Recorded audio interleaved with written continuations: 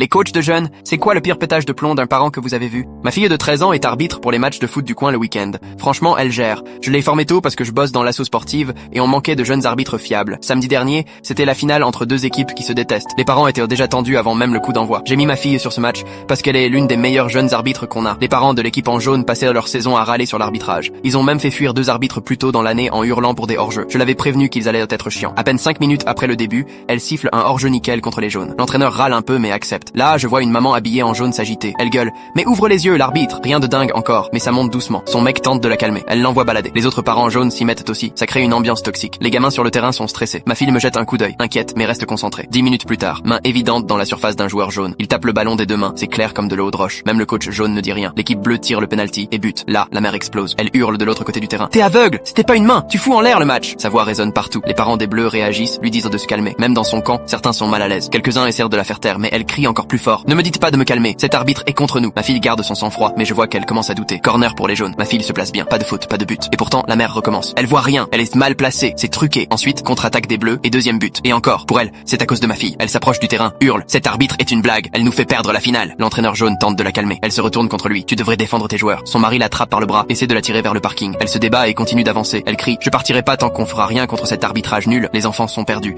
Ils regardent tous la scène au lieu de jouer. Puis elle dépasse les limites. Elle entre sur le terrain en plein jeu. Elle fonce vers ma fille et lui crie en plein visage: t'es nul comme arbitre, je vais te faire virer. Mon mari connaît des gens ici. Tout s'arrête net. Les 22 enfants bloquent. Les parents se lèvent. Ma fille sort calmement son sifflet, la regarde bien en face et dit avec sa voix d'arbitre: madame, vous êtes expulsée pour comportement antisportif. La femme rigole: tu peux pas m'expulser, t'es juste une gamine. J'ai payé pour être là. Ma fille sort son portable et m'appelle: papa, c'est moi, on a une urgence terrain 2. La mère comprend d'un coup. Je me ramène en polo d'orga et clipboard à la main. Elle me voit, change de ton direct: c'est votre fille? En mode mielleux: oui, et je suis aussi le président de l'asso. Et vous venez de menacer mon arbitre pendant un match officiel. Elle se met à reculer. Je suis juste un peu montée, vous savez ce que c'est pendant une finale. Ma fille a parfaitement arbitré. Je regarde depuis le début. Son mari intervient: elle est désolée, ça ne se reproduira pas. On peut juste finir le match, s'il vous plaît. Pas de souci, ça ne se reproduira pas parce qu'elle est bannie des matchs jusqu'à la fin de saison. La sécurité l'a raccompagnée à sa voiture. Son mari a dû expliquer à leur gamin en pleurs pourquoi maman n'avait pas le droit de voir la fin de la finale.